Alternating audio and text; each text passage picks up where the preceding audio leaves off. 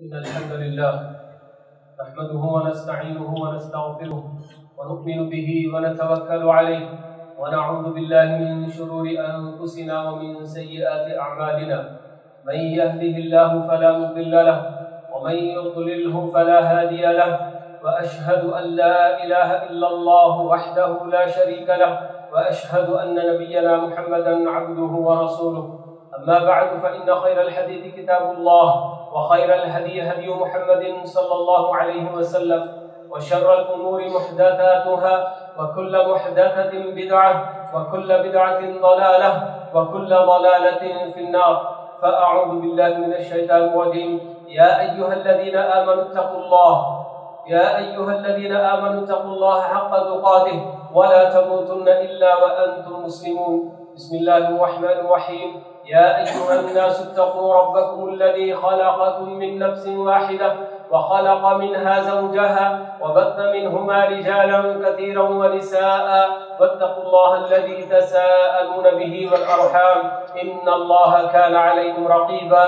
أعوذ بالله من الشيطان الرجيم. يا أيها الذين آمنوا اتقوا الله وقولوا قولا سديدا يصلح لكم أعمالكم ويغفر لكم ذنوبكم، ومن يطع الله ورسوله فقد فاز فوزا عظيما. وقال عز من قائل: يا أيها الذين آمنوا لا تقدموا بين يدي الله ورسوله واتقوا الله إن الله سميع عليم. بزرگان محترم، عزیز نوجوان دوستوں، بھائیوں، اللہ رب العالمین قرآن مجید میں اپنا ایک قانون بیان کرتے ہیں: وَرَبُّكَ يَخْلُقُ مَا يَشَاءُ وَيَخْتَارُ، اور تمہارا پروردگار جو چاہے پیدا کرتا ہے اور چن لیتا ہے. یہ اللہ تعالیٰ کا اپنا قانون ہے جو اللہ تعالیٰ نے ان الفاظ میں بیان کیا ہے کہ تمہارے رب کو ہی یہ حق حاصل ہے کہ وہ جو چاہے پیدا کرے اور جسے چاہے جو چاہے چن لے. اللہ تعالیٰ کی اپنی مخلوقات بے شمار، ہم انسان بھی اللہ کی مخلوقات میں سے ہیں، زمانہ بھی اللہ کی مخلوق ہے، ساری جگہ پوری دنیا کا کونا کونا اللہ تعالیٰ کی مخلوق ہے، بہت ساری مخلوقات ہیں. تو اللہ رب العالمین نے اپنی مخلوقات میں سے جسے چاہے چن لیا ہے. جیسے ہم سب جانتے ہیں کہ اللہ تعالیٰ نے ہم انسانوں کو پیدا کر کے بہت سارے انبیاء کو چن لیا اللہ تعالیٰ نے کہ انہیں بڑا مقام عطا کیا،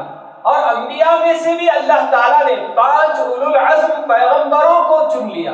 اور ان سب میں اللہ تعالیٰ نے ہمارے نبی محمد صلی اللہ علیہ وسلم کو تمام انبیاء پر اللہ تعالیٰ نے فضیلت عطا کی اور آپ کو نبیوں کا سردار بنا دیا. تو بالکل اسی طرح اللہ تعالیٰ مختلف جگہوں کو مقام عطا کرتا ہے. جیسے ہم سب جانتے ہیں کہ مکے کی سرزمین اور مدینے کی سرزمین جو ایک خاص علاقہ جس کو کہ حرم کا علاقہ کہا جاتا ہے، تو اسے اللہ تعالیٰ نے محترم بنایا اور اس کے لیے کچھ قوانین اللہ تعالیٰ نے مقرر کر دیے کہ فلاں جگہ پہ نہ کوئی شکار ہو سکتا ہے، نہ کسی غیر مسلم کا داخلہ ہو سکتا ہے، نہ وہاں کے کسی درخت کو اکھیڑا جا سکتا ہے، کوئی چیز نہیں ہو سکتی. یہ اس جگہ کے لیے اللہ تعالیٰ نے خاص قانون بنایا. تو ویسے ہی اللہ رب العالمین نے زمانے میں، وقت میں سے بعض اوقات کو، بعض زمانوں کو اللہ نے چن لیا. جیسے کہ رمضان کے بابرکت مہینے کو اللہ رب العالمین نے چن لیا اس کے کلام کو نازل کرنے کے لیے، اور اس کو کتنا بڑا مقام عطا کیا ہے جس کا ہم بہت قریب استقبال بھی کرنے جا رہے ہیں. اللہ رب العالمین ہم سب کو یہ بابرکت مہینہ نصیب فرمائے. اور اسی طرح رمضان کے مہینے میں خاص کر اس کے آخری عشرے کو اور بھی زیادہ اللہ تعالیٰ نے اہمیت اور فضیلت عطا کی ہے. تو ویسے ہی ذی الحج کے مہینے میں، ذی الحج کے شروع کے 10 دنوں کو اللہ تعالیٰ نے سارے سال بھر کے دنوں میں سب سے بہترین دن اللہ تعالیٰ نے قرار دیا ہے. حتیٰ کہ رمضان کے دنوں کے اعتبار سے بھی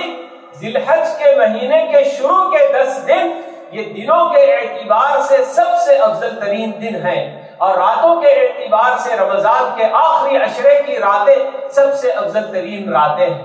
تو یہ اللہ تعالیٰ کا اپنا فیصلہ ہوتا ہے کہ وہ جو چاہے اپنی مخلوقات میں سے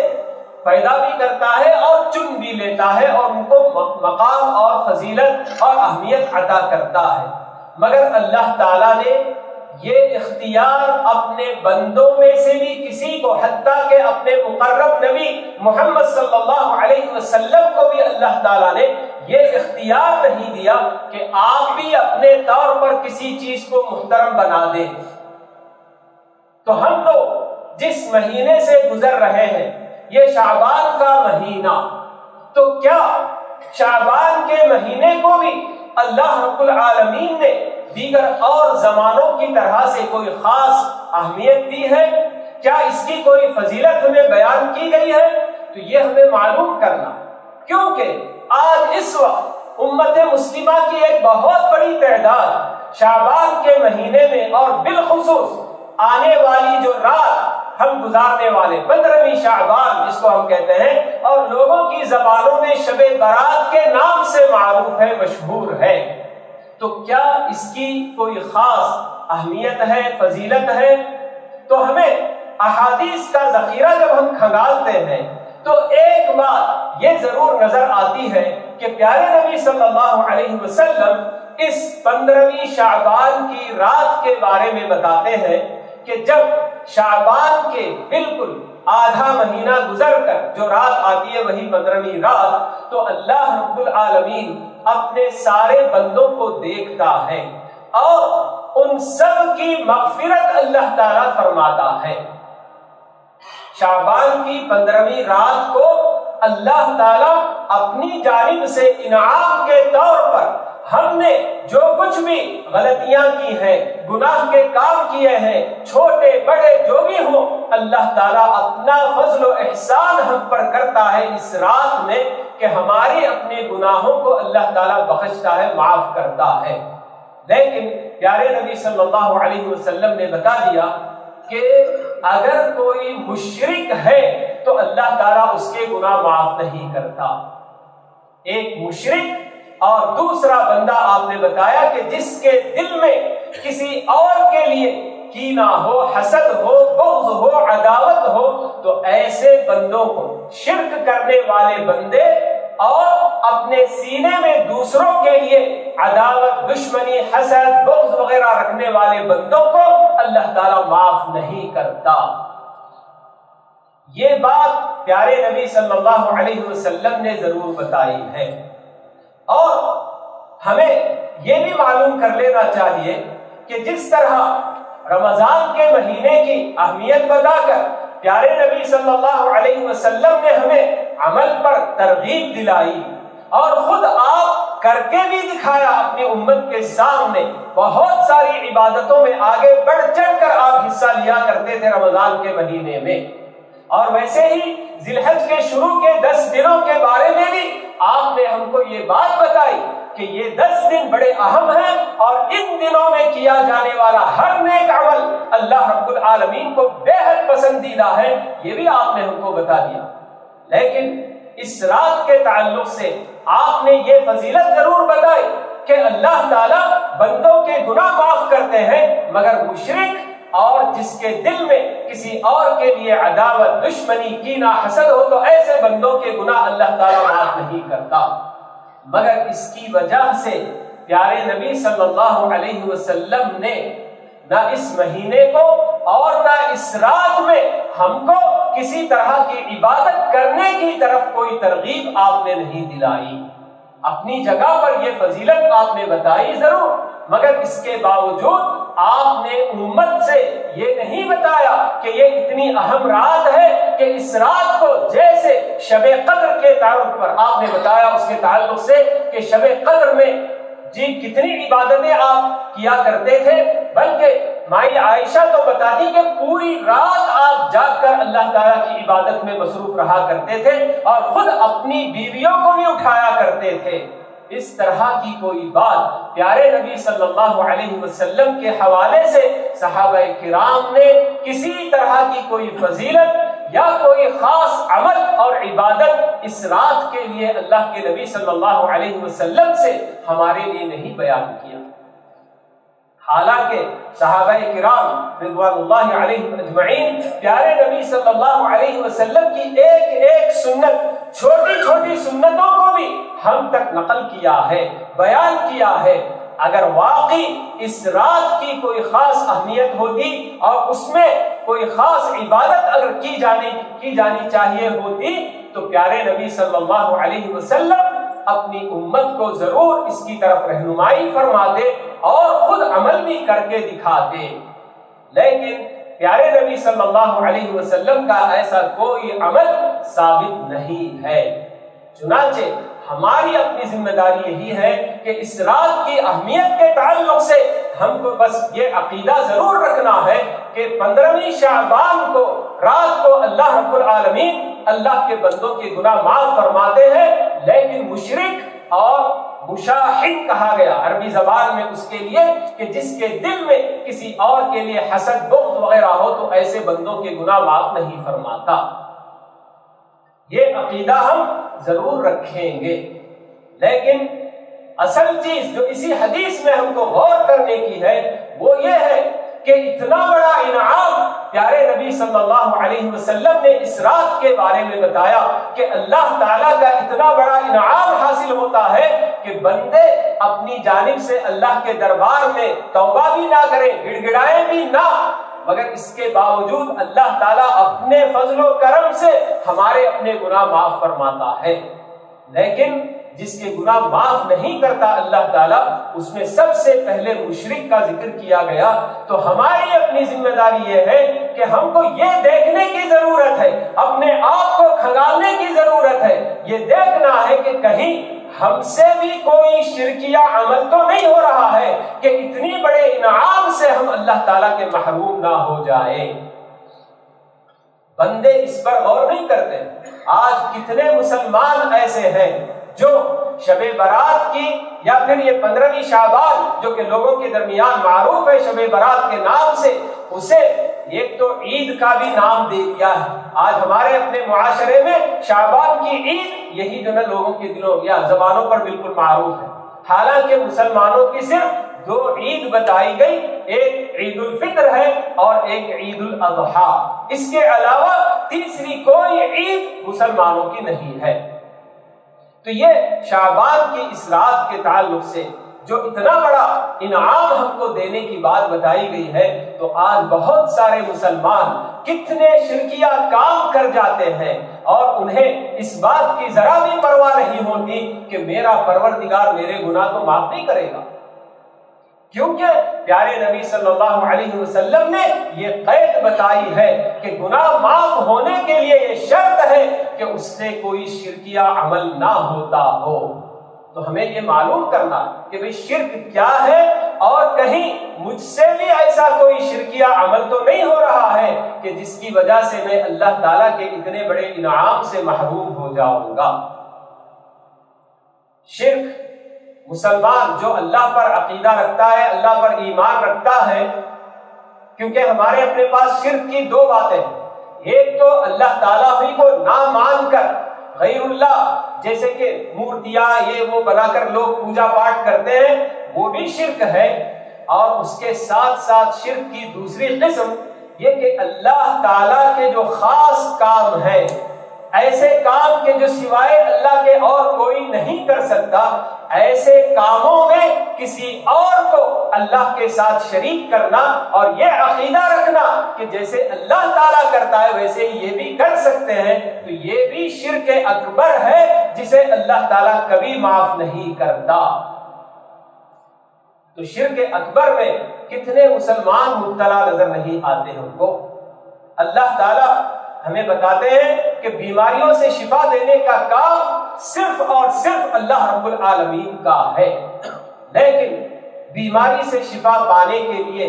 کتنے لوگ کہاں کہاں کا رخ نہیں کرتے، کتنے درگاہوں پہ نہیں جاتے، اور بلکہ میں نے اپنی آنکھوں سے دیکھا ہے کہ ہماری اپنی مسلم خواتین برقع پہن کر مندروں کے چوکٹ پر بھی نظر آئی ہیں۔ یہ ہمارے اپنے امت مسلمہ کا حال ہے کہ جیسے غیر مسلم عورتیں ہماری اپنی مسجدوں کے دروازے پر آ کر کھڑی ہوتی ہیں اور وہ امید رکھتی ہیں کہ یہ لوگ نماز پڑھ کر آئیں گے اور دعا کر کے جائیں گے تو اس کی وجہ سے ہمارے بچوں کی بیماریاں دور ہوں گی اور بچوں کے جو اثرات برے جو بھی ہیں ان سے فائدہ ہوگا، تو ہماری اپنی مسلم خواتین مندروں کے چوکٹ پر نظر آ رہی ہیں۔ تو آپ بتائیے کہ یہ عین شرک نہیں تو پھر اور کیا ہے؟ جی تو یہ ہم کو دیکھنے کی ضرورت ہے کہ ہمارے اپنے اندر کہیں کوئی شرکیہ عمل تو نہیں پایا جاتا۔ تو جیسے بیماریوں سے شفا دینا، پیارے اللہ کے نبی حضرت ابراہیم علیہ السلام نے یہ بات وضاحت کے ساتھ بتائی، وَإِذَا مَرِضْتُ فَهُوَ يَشْفِينِ، کہ جب میں بیمار ہوتا ہوں تو میرا پروردگار ہے جو مجھے شفا دیتا ہے۔ اولاد یہ دینا بھی اللہ تعالیٰ کا کام ہے، مصیبتیں ٹالنا اللہ تعالیٰ کا کام ہے، اس کے علاوہ اور کوئی ایسا نہیں کر سکتا۔ مگر لوگوں کو دیکھیے اللہ پر ایمان رکھنے کا ایک طرف عقیدہ بھی ہے اور دوسری طرف ایسی ایسی جگہوں پہ چلے جاتے ہیں جس کو اللہ کے برابر نہ ٹھہرا دیتے ہیں کہ فلاں درگاہ پر چلے جاؤ، فلاں بابا کے پاس چلے جاؤ، بیماریاں بھی اس سے بھی مکتی مل جائے گی، اولاد نہیں ہے بے اولاد ہے تو اولاد ہو جائے گی، پریشانیاں ٹل جائیں گی، فلاں اس میں برکت آ جائے گی، ان کے پاس سے یہ لا لو اور لٹکا لو کر لو۔ یہ سب کام شرکیہ کام ہے، مگر اس کے باوجود اس پر کوئی توجہ نہیں دینا چاہتا ہے، اور جو من گھڑت باتیں اس رات کے تعلق سے بتا دی گئی ہیں تو ان سب پر پورے طریقے سے ایمان لے آتے ہیں۔ یہ تو نہیں ہونا چاہیے جی کہ ایک مسلمان کو یہی دیکھنا کہ اتنا بڑا انعام اس رات میں ملنے والا ہے، میں عبادت کروں نہ کروں، اللہ تعالیٰ اپنے فضل سے یہ جو ہمارے حق میں فیصلہ کرنے والا ہے، مگر اس میں دو چیزیں نہیں ہونی چاہیے، شرکیہ کوئی بھی عمل بھی نہیں ہونا ہے، اور ساتھ ہی ساتھ یہ بھی دیکھنا ہے کہ ہاں میرے اپنے دل میں کسی کے خلاف، میرے اپنے کسی بھائی کے خلاف، کسی بہن کے خلاف، یا بہت سارے ایسے بچے جو اپنے ماں باپ کے لیے بھی اپنے دلوں میں کینہ رکھتے ہیں، حسد رکھتے ہیں، یا کتنے ایسے ماں باپ جو اپنے بچوں کے لیے اس طرح کی جلد چیز رکھتے ہیں، یا اپنے کسی دوست کے ساتھ، یا بیوی شوہر کے لیے یا شوہر بیوی کے لیے یہ چیز دیکھنی ہے کہ میرے دل میں کہیں اگر کسی کے لیے کوئی کینہ ہو، حسد ہو، تو پھر اللہ تعالیٰ کے اس انعام سے میں محروم نہ ہو جاؤں۔ تو یہ اس شعبان کی رات کے تعلق سے، 15ویں شعبان کی رات کے تعلق سے ہمیں یہ بات بتائی گئی، اور اسی پر ہماری پوری توجہ ہونی چاہیے کہ کہیں ہم سے کوئی شرک نہ ہو رہا ہو، کیونکہ یہ ایسا عمل ہے کہ اللہ تعالیٰ نے اپنے انبیاء کو خبردار کر دیا کہ لئن اشرکوا لیحبطن عملہم، کہ اگر یہ انبیاء بھی شرک کا کام کر دیں گے تو ان کی ساری قربانیوں پر، ساری محنتوں پر پانی پھر جائے گا، سارے اعمال ان کے برباد ہو جائیں گے۔ بلکہ اللہ تعالیٰ نے خود اپنے نبی کو مخاطب کر کے کہہ دیا کہ لئن اشرکت لیحبطن عملک۔ پیارے نبی صلی اللہ علیہ وسلم کی سیرت پڑھنے والے جانتے ہیں کہ پیارے نبی صلی اللہ علیہ وسلم نے اللہ کے راستے میں کتنی بڑی بڑی قربانیاں نہیں دی، پوری زندگی آپ نے اللہ کے بندوں کو اللہ سے جوڑنے کے کام میں آپ نے لگا دیا، مگر اس کے باوجود شرک کتنا بھیانک گناہ ہے اس کے لیے اللہ تعالیٰ خود اپنے نبی کو خبردار کر کے بتاتے ہیں کہ محمد آپ نے بھی اگر شرک کا کام کر دیا تو آپ کے سارے اعمال برباد ہو جائیں گے، اللہ تعالیٰ کے پاس ان کی کوئی قدر و قیمت نہیں ہوگی۔ اسی لیے اللہ تعالیٰ نے یہ بھی اعلان کر دیا کہ ان اللہ لا یغفر ان یشرک بہ، یہ اسی دنیا میں اللہ تعالیٰ نے ہمیں خبردار کر دیا کہ دیکھو اللہ تعالیٰ سے ملاقات ہوگی یقیناً، اور اللہ سے ملاقات کرتے ہوئے آپ جتنے بھی گناہ لے کر جائیں، اللہ تعالیٰ خود بتاتے ہیں کہ اے ابن آدم میرے پاس آتے ہوئے تو زمین و آسمان کی جتنی بلندی ہے اتنے سارے گناہ بھی لے کر آ جائے، مگر ان گناہوں میں شرک نہیں ہونا چاہیے۔ اگر یہ نہیں ہے تو میں اتنی ہی برابر مغفرت لے کر آؤں گا اور تیرے سارے گناہ معاف کرنے کے لیے تیار ہوں۔ مگر ایک گناہ جسے اللہ تعالیٰ کبھی معاف نہیں کرتا وہ شرک ہے. تو اسی لیے ہمیں یہ بات بتائی کہ اتنا بڑا انعام اللہ تعالیٰ کا تو مل رہا ہے، مگر اس میں ہمیں یہ دیکھنا ہے کہ کہیں ہم سے جانے انجانے میں کوئی شرکیہ عمل تو نہیں ہو رہا ہے. اسی لیے پیارے نبی صلی اللہ علیہ وسلم ہمیشہ اللہ تعالیٰ سے دعا فرمایا کرتے تھے، اللہم انی اعوذ بک ان اشرک بک وانا اعلم واستغفرک لما لا اعلم. اے اللہ میں تیری پناہ میں آتا ہوں کہ جان بوجھ کر میں تیرے ساتھ کسی کو شریک کر دوں، اور انجانے میں جانے بغیر اگر کوئی مجھ سے شرکیہ عمل ہو جائے تو اس کے لیے میں پہلے ہی پیشگی تجھ سے استغفار کرتا ہوں، معافی چاہتا ہوں.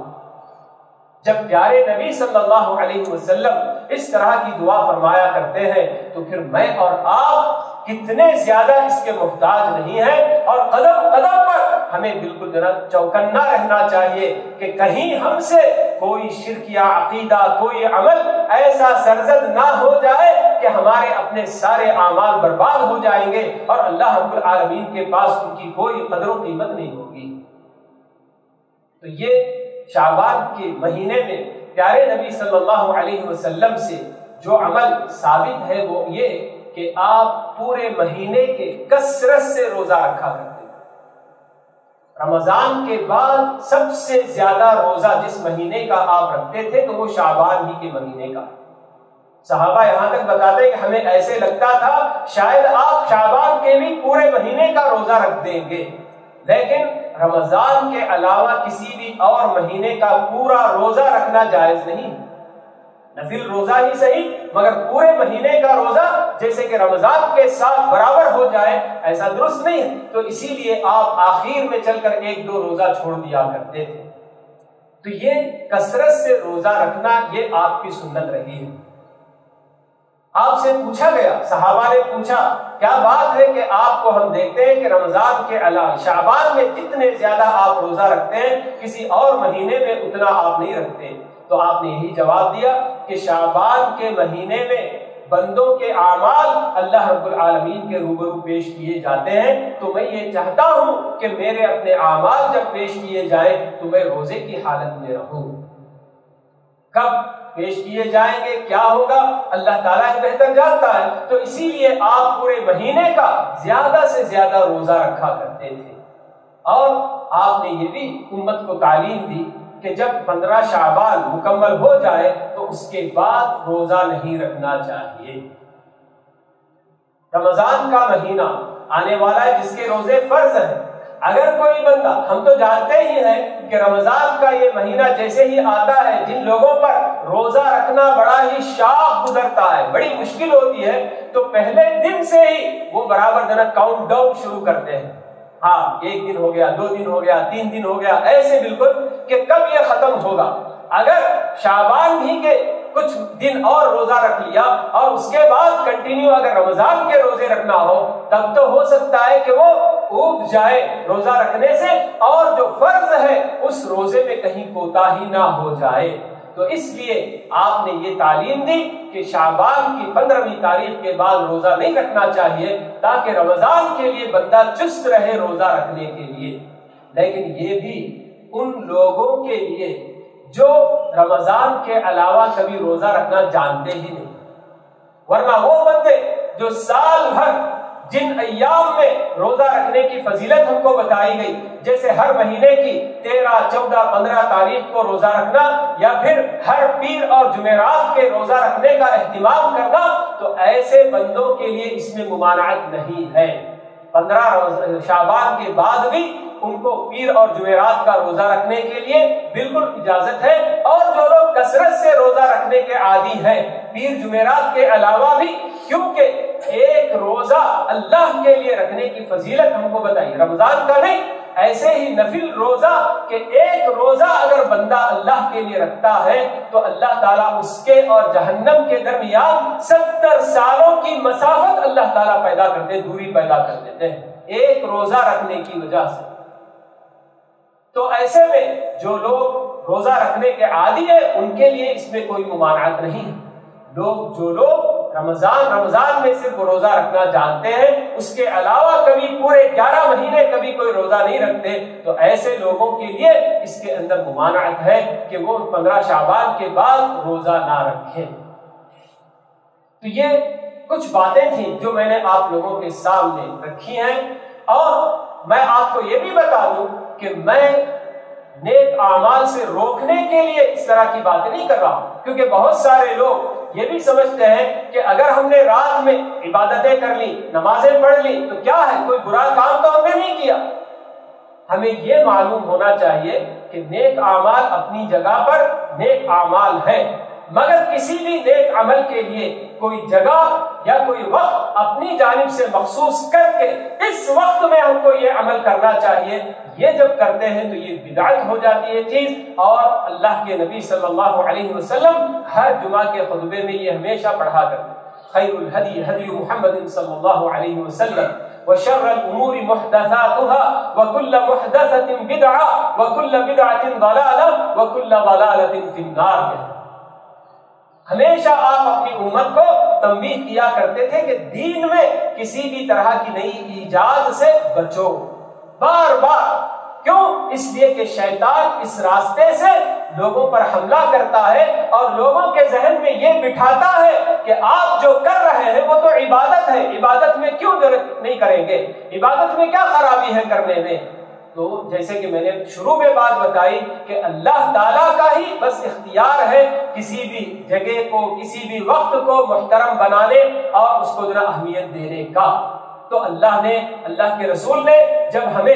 یہ بات نہیں بتائی، کوئی عمل آپ نے کر کے نہیں دکھایا، تو اس لیے ہمیں اس رات کو جاگنا، عبادتیں کرنا، تو یہ کام ہمارے اپنے لیے، ایک مسلمان کے لیے جو یہ عقیدہ رکھتا ہے کہ لا الہ الا اللہ محمد الرسول اللہ، اللہ کے محمد ہی صرف اللہ کا پیغام ہم تک پہنچانے والے، تو ان کی باتیں مان کر ہم اس طرح کا کوئی بھی عمل اگر کریں گے تو بجائے اس کے کہ اس کا فائدہ ہو، الٹا ہمیں اس کا نقصان ہوگا۔ کیونکہ کوئی بھی بدعت چھوٹی بڑی جو بھی کرنے والا جب بدعت کرتا ہے تو دو باتوں سے وہ خالی نہیں، یا تو پیارے نبی صلی اللہ علیہ وسلم پر یہ الزام لگاتا ہے کہ محمد کا علم ناقص ہے، ادھورا ہے، آپ کو پورا دین نہیں معلوم تھا، یہ بدعت جو میں نے دین کے نام پر کیا ہے یا کر رہا ہوں یہ بھی دین ہے، مگر محمد صلی اللہ علیہ وسلم نے نہیں بتایا۔ اتنا بڑا الزام آپ پر یا تو ہم لگائیں، یا پھر دوسرا الزام یہ ہو سکتا ہے کہ آپ کو معلوم تھا مگر آپ نے پہنچانے میں کوتاہی کی، خیانت سے آپ نے کام لیا، اللہ تعالیٰ کا پورا دین ہم تک نہیں پہنچایا، یہی کہنا ہو۔ تو ہر بدعتی اگرچہ کہ اپنی زبان سے نہیں کہتا لیکن وہ اپنے عمل سے یہی ثابت کرتا ہے کہ محمد صلی اللہ علیہ وسلم یا تو دین کا پورا علم نہیں رکھتے تھے یا پھر دین کے پہنچانے میں آپ نے خیانت کی۔ نعوذ باللہ، کتنا بڑا الزام ہوگا، لوگ اس کو سمجھیں گے تو یقیناً یہ صحیح دین کیا ہے، جو قرآن اور حدیث کی روشنی میں جو صحیح دین آیا بس اسی کو اپنانے کی ضرور فکر کریں گے۔ میں نے شروع میں آیت پڑھی تھی سورہ حجرات کی، جس میں اللہ تعالیٰ یہ ایمان والوں کو حکم دیتے ہیں اور ایمان کا یہ تقاضا بتاتے ہیں کہ اے ایمان والو، اللہ اور اس کے رسول سے آگے مت بڑھو۔ یا ایھا الذین آمنوا لا تقدموا بین یدی اللہ ورسولہ واتقوا اللہ، ڈرتے رہو اللہ تعالیٰ سے، اللہ تعالیٰ سب کچھ سنتا بھی ہے، سب کچھ جانتا بھی ہے، ہماری اپنی ذمہ داری بس اطاعت کرنا ہے، پیروی کرنا ہے۔ وَمَن يُطِعِ اللَّهَ وَرَسُولَهُ فَقَدْ فَازَ فَوْزًا عَظِيمًا، بتایا گیا کہ جو اللہ اور اس کے رسول کی اطاعت کریں گے ان کے لیے کامیابی منتظر ہے، اس دنیا میں بھی آخرت میں بھی۔ تو اللہ رب العالمین سے دعا ہے کہ اللہ تعالیٰ ہمیں صحیح دین سمجھنے کی اللہ تعالیٰ سب کو توفیق نصیب فرمائے، اور جو کچھ بھی بدعات و خرافات معاشرے میں پھیلے ہوئے ہیں ان سے خود بھی بچتے ہوئے اور اپنے سارے دوست احباب کو بھی، اپنے گھر والوں کو بھی بچانے کی اللہ تعالیٰ ہم سب کو فکر کرنے کی بھی توفیق نصیب فرمائے، اور جو کچھ بھی ہم سے اب تک غلطیاں ہو گئی ہیں اللہ تعالیٰ ان سب کو اپنے فضل سے معاف فرمائے۔ اقول قولی ھذا واستغفر اللہ لی ولکم ولسائر المسلمین من کل ذنب فاستغفروه انه هو الغفور الرحیم۔